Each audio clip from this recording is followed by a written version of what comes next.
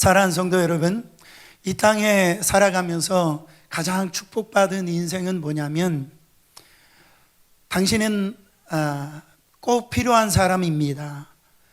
당신은 참으로 소중한 사람입니다. 당신은 우리 회사에, 우리 교회에 없어서는 안 되는 사람입니다. 그런 사람이 가장 행복한 사람이라는 거죠. 그러나 인간이 가장 비참할 때가 언제입니까? 당신은 필요 없어. 당신은 쓸모없는 사람이야.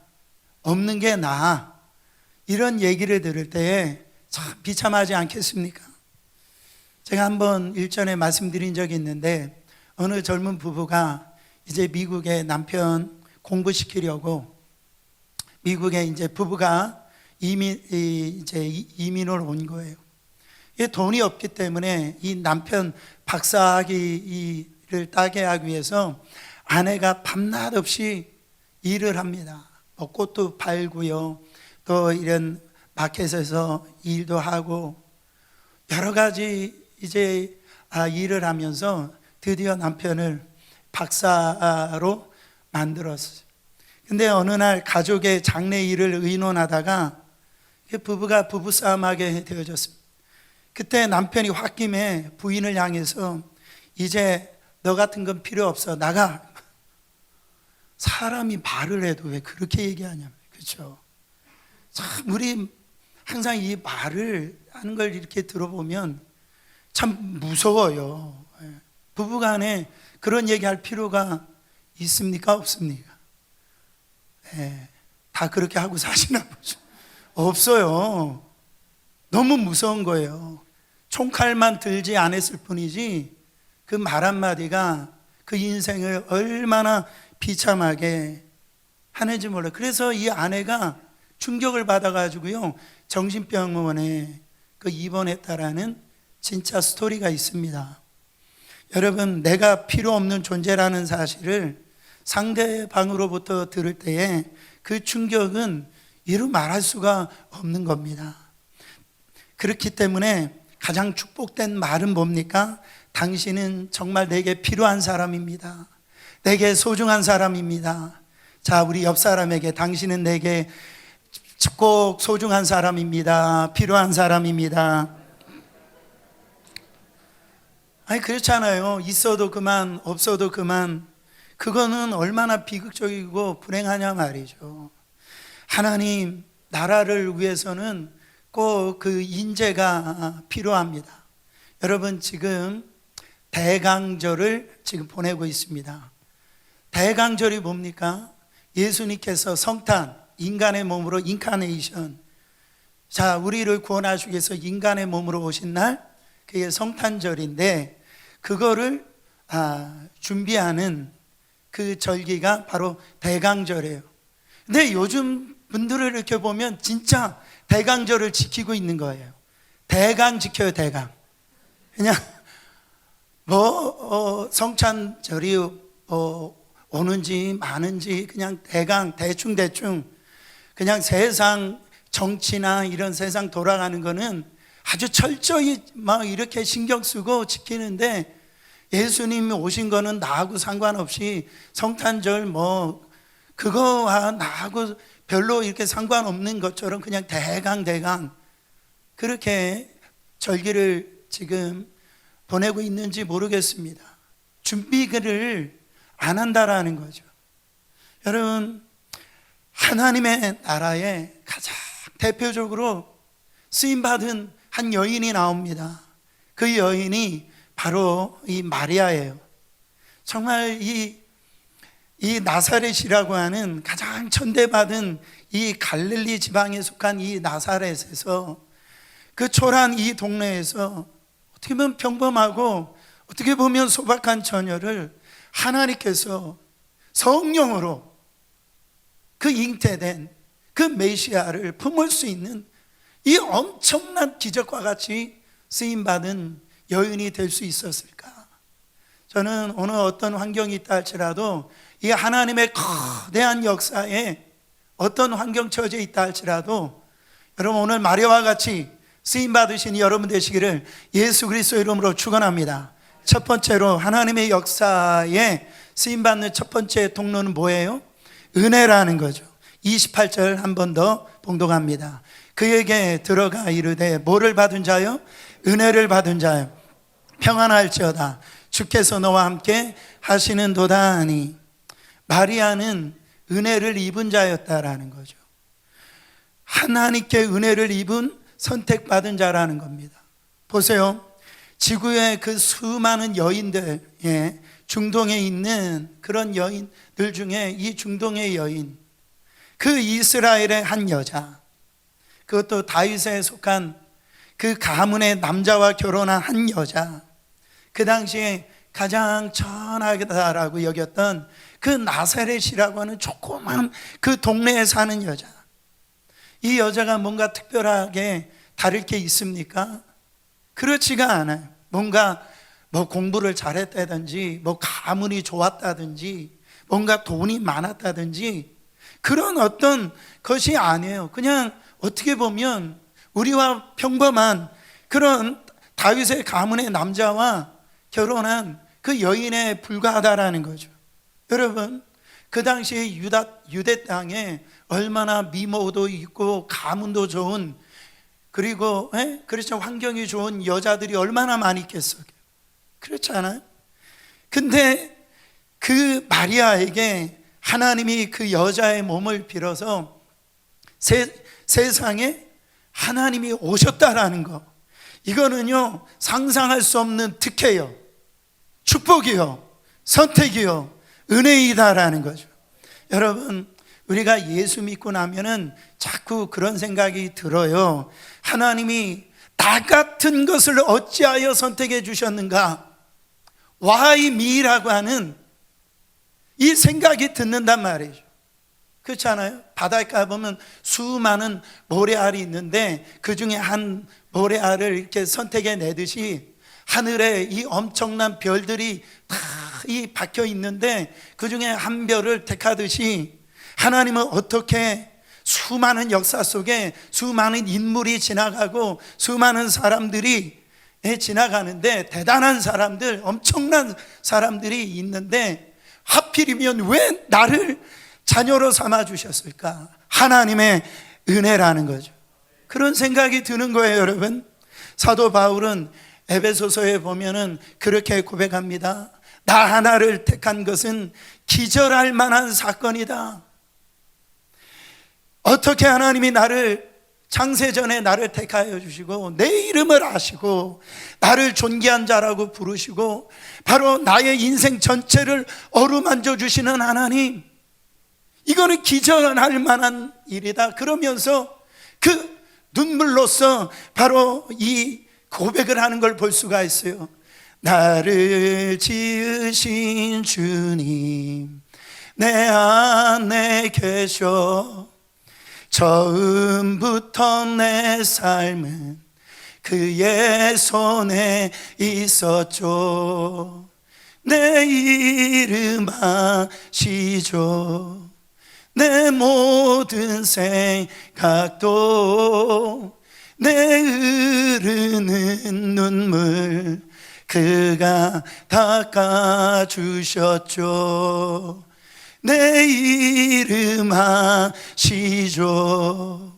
내 모든 생각도 아빠라 부를 때 그가 들으시죠. 그래서요, 주님의 이 은혜를 경험하고 나면은 그냥 한 달은 울어요.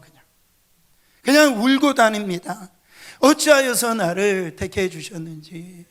정말로 하나님, 나는 자격이 없습니다. 나는 자격이 없는데 어찌하여 나를 불러주셨습니까?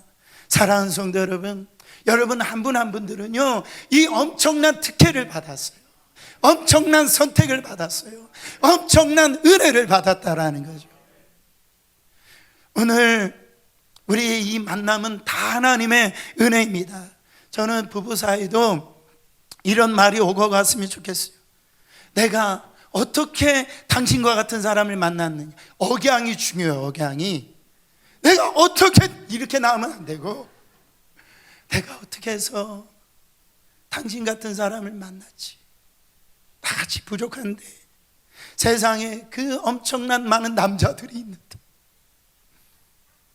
내가 어떻게 해서 당신과 결혼했지? 세상에 수많은 여인 중에 있는데 내가 당신을 어떻게 해서 만나서 결혼했지? 하나님의 은혜지, 하나님의 축복이지. 아멘들을 안 하시는 거 봐봐요. 여러분, 이거를 주권적 은혜라고 그럽니다. 무조건적인 하나님의 은혜를 주셔서 우리가 하나님의 자녀가 되어졌다. 그리고 하나님께서 그 은혜로 우리를 사용하신다라는 것. 사람들은요, 사람을 쓸 때 보면은 자꾸 구분을 줘요. 같은 서울 안에 사는데도요, 강남에 사느냐 강북에 사느냐, 그에 따라서 사람을 쓰는 거를 구분한단 말이죠. 그래서 한국 사람들이 잘못되는 게 뭡니까? 혈연, 지연, 뭐 나와 비슷한 출신인지 자꾸 그런 거를 따진단 말이에요. 근데요, 인간들에게는 그것이 중요할지 몰라도 하나님에게는요, 그게 중요하지 않아요. 어디 출신과 상관없이 하나님이 쓰신다라고 하면 사용되어지는 거예요. 그러니까 하나님이 쓰시는 사람의 선택의 여부는 오직 하나님의 주권적인 은혜라는 거죠. 참으로 마리아는 하나님께서 크게 은혜를 받은 복된 여인입니다. 은혜를 받으니까 마리아가 자기를 어떻게 고백합니까? 38절에 보면 마리아가 이르되 주의 계집종이오니, 그래요. 그 마리아가 또 이 개역 한글에 보면 마리아가 이르되 주의 여종이오니, 그래요. 그러니까 종은 당시에 물건과 불과한 그 취급을 당했어요. 48절에도 그의 여종의 비천함을 돌아보셨습니다. 그러니까 자기 자신이 비천하고 정말 이런 어떻게 보면은 아무것도 아닌 종과 같처럼 그런 이 사람이라고 그렇게 고백을 하는 거죠. 근데요, 그 비천한 그 계집종과 같은 나에게 은혜를 베푸신 하나님을 찬양합니다. 그 밑에 보면은 마리아의 찬가가 나와요. 그러면서 만세의 난을 복받은 자라 일컬으리로다. 감격하는 겁니다. 이렇게 은혜를 받으면은 이런 겸손한 자가 되어져요. 사람들은 은혜 받기 전에는 어때요? 교만하고 자기의 잘난 멋으로 살지만은 그 사람에게 딱 하나님의 은혜가 드려지면 나타나는 현상이 겸손해진다라는 거예요. 자신은 아무것도 아니다라는 거예요. 주님 없으면은 내가 살 수 없다라는 거예요. 이게 내가 이렇게 한 거, 이건 내가 한 게 아니다라는 거예요. 다 하나님이 하셨다라는 거죠.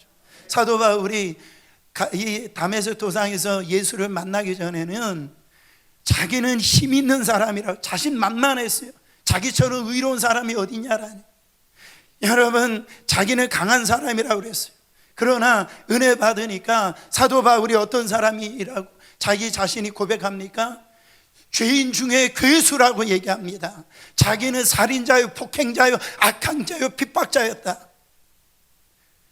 그렇게 하나님 앞에 나오는 거예요. 그리고 자기가 가지고 있는 자기가 힘이라고 생각했던 모든 것들을 다 배설물로 여깁니다. 그래서 나의 나된 것은 하나님의 오로지 은혜입니다. 이런 사람으로 바뀌어지는 걸 볼 수가 있어요. 여러분, 조금 내가 물질 있다고, 조금 더 배웠다고, 조금 다른 사람보다 지위가 높다라고요, 어깨에 힘이 들어오고 우쭐대는 사람을 하나님이 사용하시지 않아요. 하나님의 사용하시는 분들은 보면은 주님이 정말 이 모든 것들은 다 하나님이 나에게 주신 것입니다. 이건 다 하나님의 은혜입니다. 그렇게 겸손하게 고백하는 사람을 하나님께서 하나님 나라의 역사에 사용하신다란 말이죠. 그래서 고린도전서 1장 27절부터 29절에 보면 하나님께서 세상에 미련한 것들을 택하사 지혜 있는 자들을 부끄럽게 하려 하시고 세상에 약한 것들을 택하사 강한 것들을 부끄럽게 하려 하시며 하나님께서 세상에 전한 것들과 멸시받는 것들과 없는 것들을 택하사 있는 것들을 패하려 하시나니 이는 아무 육체라도 하나님 앞에서 뭐하지 못하게 하려 하심이라, 자랑하지 못하게 하려 하심이라. 그러니까 여러분 29절 전까지 다 우리 모습 아닙니까? 우리 지금 병들어 있고 어떻게 보면 아무것도 없고 없잖아요. 돈 없잖아요. 가만히 보면 우리가 자랑할 것이 없다. 근데 그것이 하나님 쓰임받는 그게 그릇이다. 하나님의 능력이 그런 사람에게 나타난다라는 거예요. 그래서 그런 사람을 하나님께 사용해 주시는데, 베드로전서 5장 5절에 보면 하나님은 교만한 자를 대적하시되 겸손한 자들에게 은혜를 주시느니라. 7년간의 이 미국의 남북 전쟁이 끝날 때, 남북 전쟁이 7년 동안 이루어졌잖아요. 그때 북군의 승리로 끝났는데, 이 남북 전쟁 가운데 가장 놀랍게 이 노예 해방에 앞장섰던 그 사람이 두 사람이에요. 하나는 바로 이 대통령이었던 아브라함 링컨하고, 그리고 한 사람은 톰 아저씨의 오두막이라고 하는 소설을 써가지고 인간 평등을 부르짖은 스토우 부인이라는 한 여인입니다. 그래서 많은 사람들에게 감동을 시켜가지고 이 노예 해방에 큰 공로를 세우는데, 이 스토우 부인과 링컨 대통령이 만나게 되어져요. 그래서 서로 위로하고 격려를 하는데, 그때 이 스토우 부인을 보고선 아브라함 링컨이 이런 말을 합니다. 와, 그 위대하고 힘 있는 작품을 쓴 당신은 아주 특별하고 강한 모습인 줄 알았는데 이렇게 인자한 여인일 수가 없어요. 이렇게 생긴 분이 어떻게 그 위대한 그 글을 썼습니까? 그랬더니 스토우 부인이 대답하는 말이, 나는 하나님이 하시는 대로 했을 뿐입니다. 또 스토우 부인이 아브라함 링컨에게 얘기를 합니다. 아브라함 링컨 대통령은 대단히 이렇게 우람하고 장군인 줄 알았는데 오늘 보니까 참 인자한 분이시군요. 어떻게 이렇게 인자한 분이 그 위대한 전쟁을 치르고 승리할 수 있었습니까? 물어보니까 아브라함 대통령, 링컨 대통령이 대답합니다. 하나님이 나를 도구로 사용했을 뿐입니다. 이 모든 일을 다 하나님이 하신 일일 뿐입니다. 나는 그저 그의 손에 붙들려 쓰임받았을 뿐입니다. 이것이 사는 길이요, 이것이 승리의 길이요, 이것이 쓰임받는 길인 줄 믿으시길 바랍니다. 다 역사적으로요, 다 나라가 망하든지 뭐 기업이 망하든지 이런 걸 보면은 교만할 때 다 망하더라, 자만할 때 망하더라.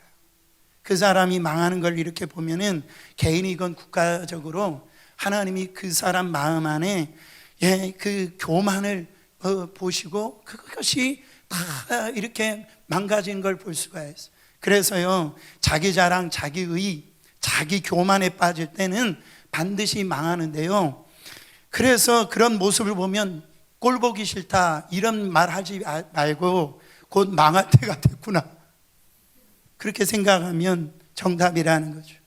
오늘 이 마리아처럼 하나님의 은혜를 선택을 받은 자, 그 앞에 겸손하게 나는 미천한 사람입니다, 나는 주님의 그 은혜에 정말로 이 받을 만한 사람이 아니지만 그 무조건적인 선택으로 말미암아 나를 택해 주신 그 은혜를 찬양하는 그 사람을 통하여서 하나님의 역사에 쓰임을 받는 자가 되어진다라는 거죠. 두 번째로 하나님의 역사에 이루는 두 번째 통로는 뭐라고요? 믿음이라는 거죠.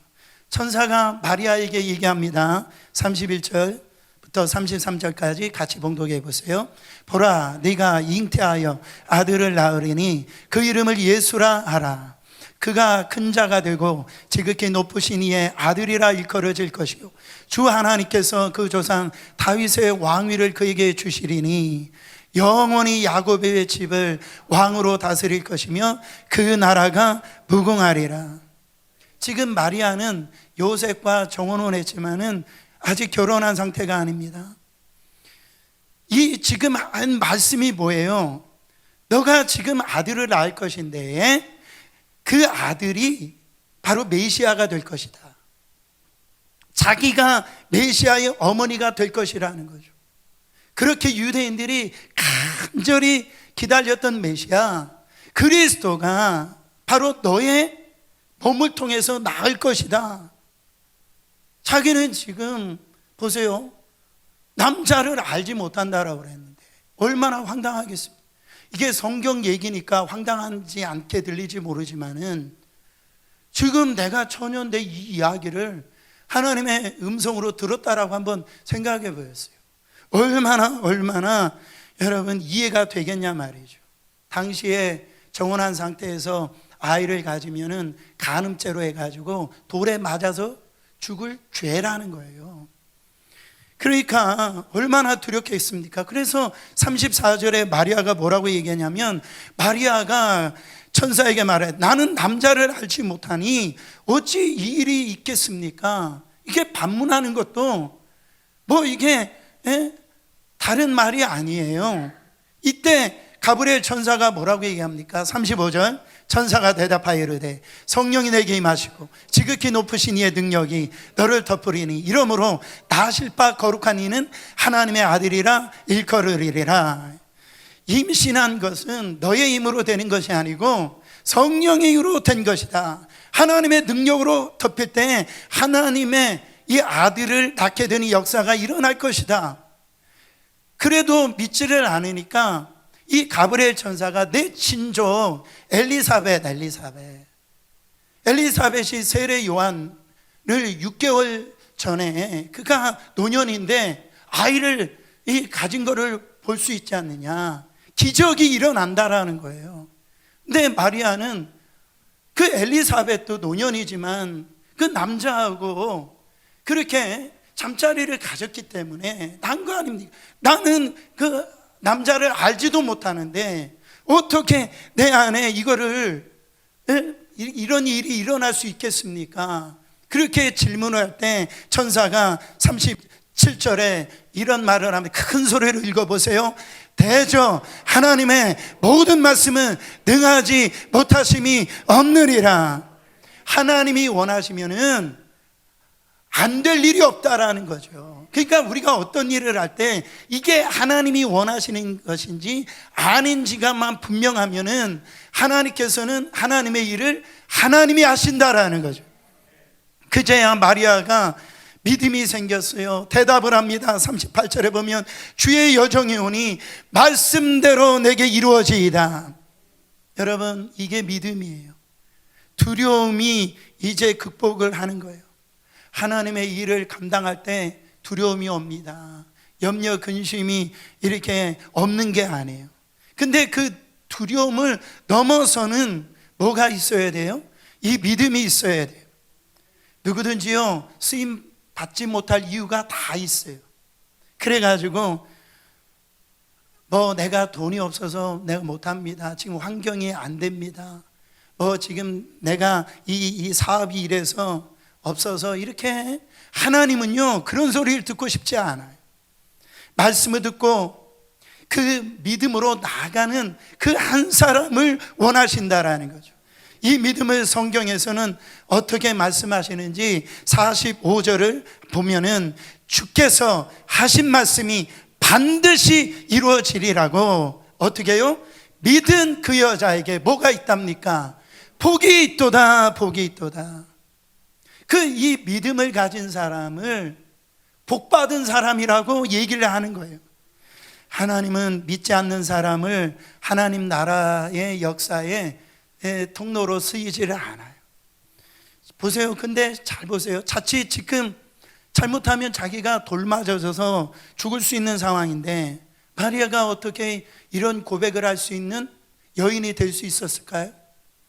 지금 나이로 보면, 여인으로 보면 뭐 20, 30대를 생각하는데 그때 생명 주기로 보면은 잘해야 13살, 14살, 그 중학교 뭐 2, 3학년 나이, 많이 잡아야 고등학교 1학년 나이에 그런 여자 아이예요.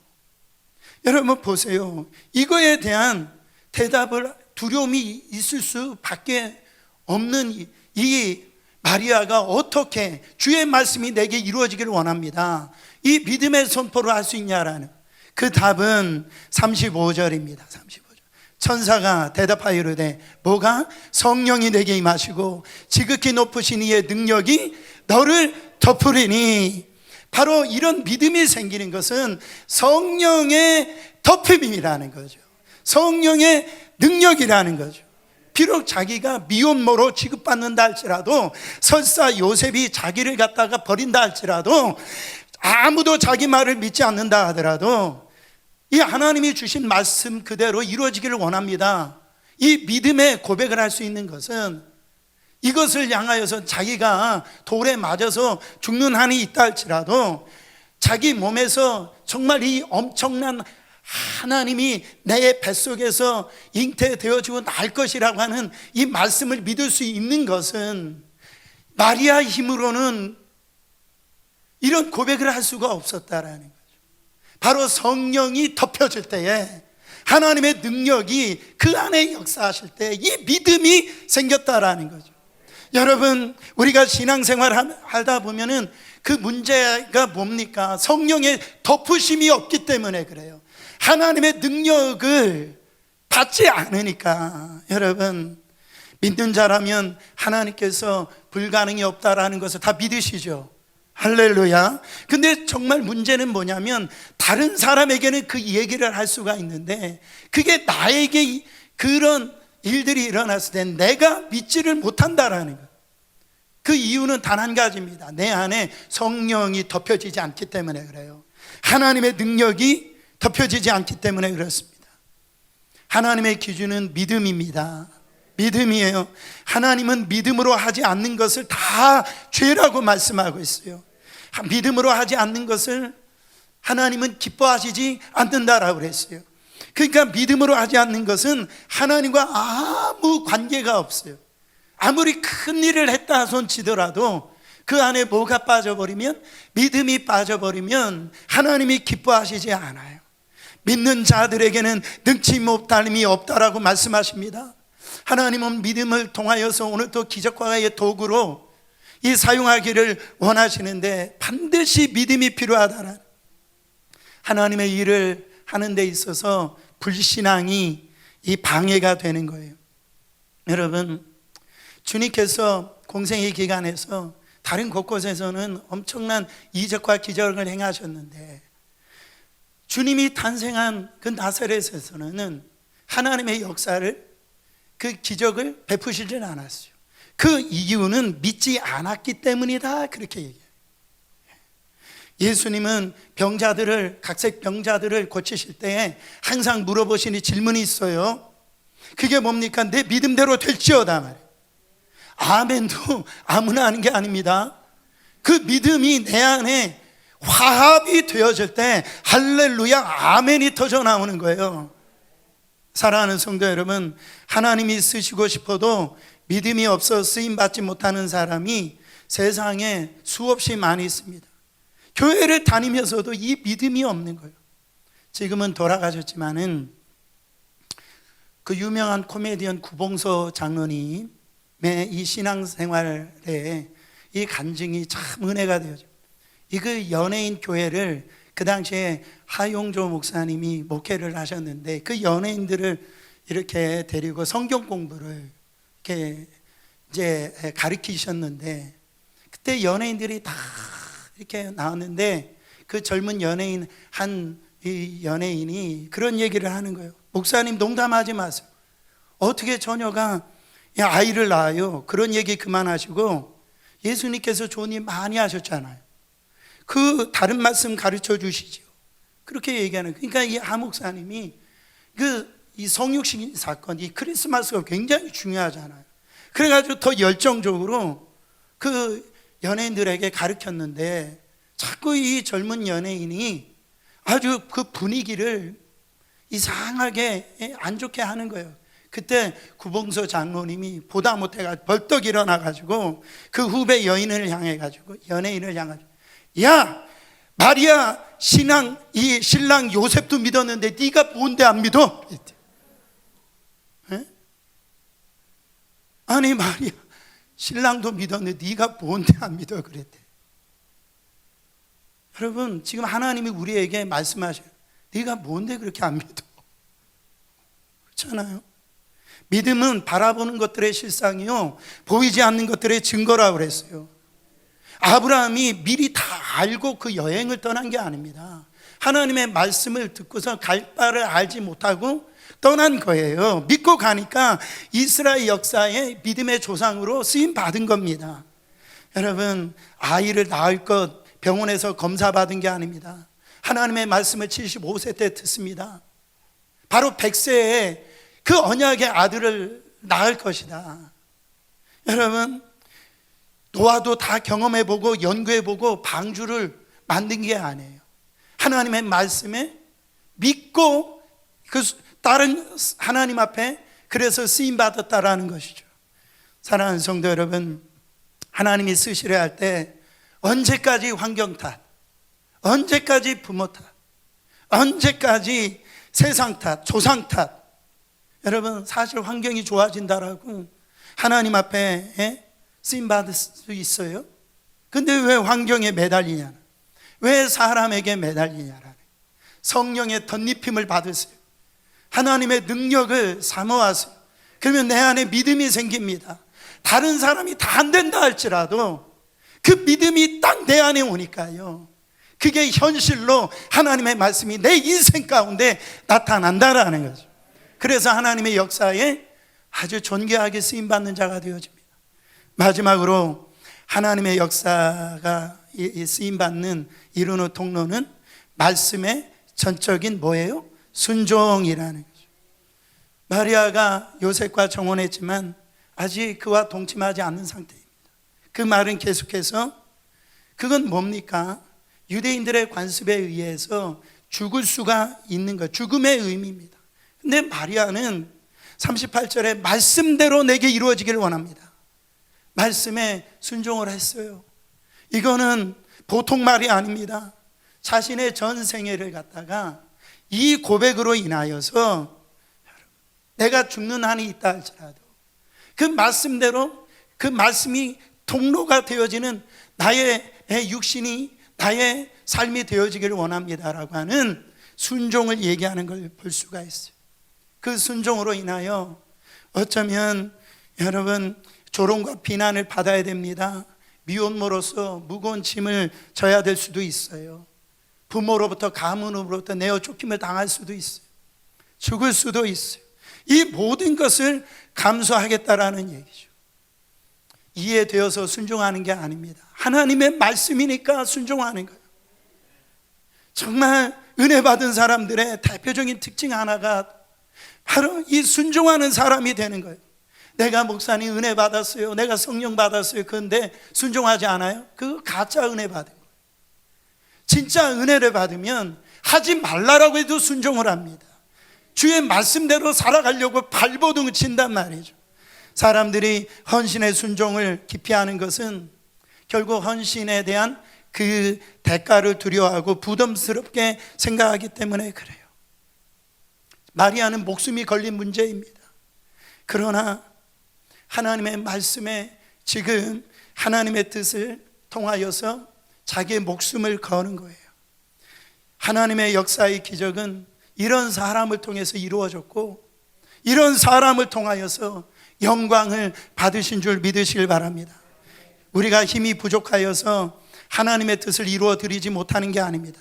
순종하지 않기 때문에 복이 되지 않는 거예요. 순종하면 오병이어의 기적이 일어납니다. 할렐루야. 순종하면 홍해가 갈라집니다. 할렐루야. 순종하면 여리고성이 무너집니다. 순종하면 처녀의 몸에서 독생자 메시아가 태어난다라는 거죠. 하나님의 나라는 이 순종으로 이루어지는 나라입니다. 예수 그리스도는 힘으로 로마를 정복한 게 아니에요. 십자가에 달리심의 그 순종함을 통하여서 구원의 완성이 되어졌다라는 거죠. 예수님도 얼마든지 힘으로 사용할 수 있었어요. 그러나 내 뜻대로 마옵시고 아버지의 뜻대로 되기를 원합니다. 성도 여러분, 무언가 부족하다고 느끼십니까? 주님은 결코 그 부족한 것 때문에 우리를 버리시지 않아요. 오히려 그 약함 때문에 우리를 부르신 것입니다. 자, 우리 옆에 분에게 능력은 주님께 얼마든지 있다, 그렇게 고백해 보세요. 그러니까 비록 약하더라도 겸손하게 순종하는 자를 하나님께서 사용해 주시다. 그 능력은 주님께 얼마든지 있다라는 말씀을 마무리하겠습니다. 사무엘서 보면은 하나님께서 처음에 사울을 이스라엘 왕으로 택하셨어요. 그러나 그가 나중에 교만해져 가지고 여호와의 말씀에 불순종합니다. 선지자 사무엘이 왕이시여 회개하라고. 근데 이 왕이 그 선지자의 말, 하나님의 말씀, 대언하는 말씀을 듣지 않는 거예요. 그때 사무엘 선지자를 통하여서 이런 말씀을 하십니다. 사무엘상 15장 26절에 왕이 여호와의 말씀을 버렸으므로 여호와께서도 왕을 버려 이스라엘 왕이 되지 못하게 하셨습니다. 이 말은 뭡니까? 하나님이 사울 왕에 나 너 더 이상 너 필요 없어. I don't need you. 이거만큼 무서운 저주가 어디 있어요? 그렇잖아요? 우리가 주님께 택하심을 받아서 주님이 쓰신 일꾼이 되었다라는 것이 그게 무거운 짐입니까? 이거는 특혜요, 은혜요, 하나님께 영광이라는 거죠. 일본의 그 미우라 아야코 여사가 척추에 결핵균이 들어가가 척추가 지금 썩어 들어가는 척추 카리에스라고 하는 무서운 병에 걸리게 됐을 때 그녀의 기도를 들어보세요. 주여 나를 고쳐주소서가 아니요 주여 나를 써주시옵소서. 오늘 동영상처럼 그 고백을 할 때 그의 육신도 하나님께서 살려주신 줄 믿으시기를 바랍니다. 저는요 그 빈병을 갖다가 수거하는 그 중국 분들이 저희 교회도 오셔가지고 그걸 모아다 그분한테 드리는데요, 저는 그 빈병도 보면은 어떻게 보면 쓸모없는 병처럼 보이는데 그게 가치 있게 그분들에게 쓰여지더라고요. 하물며 정말 하나님의 십자가의 보혈의 피로 우리를 살리신 하나님께서 우리를 사용하신다라고 하는데 우리가 하나님의 역사에 쓰임받아야 되지 않겠냐 말이죠. 오늘도 수많은 분들이 이 크리스마스를 지금 영접하고 있지만은 하나님은 우리 가운데 이 엄청난 은혜를 주시고 오늘도 말씀을 주시고 그걸 통해서 믿음을 주시는데 여러분 우리는 그것을 사용해야 됩니다. 쓰임받아야 됩니다. 그런 하나님의 역사에 쓰임받는 여러분 되시기를 예수 그리스도의 이름으로 축원합니다.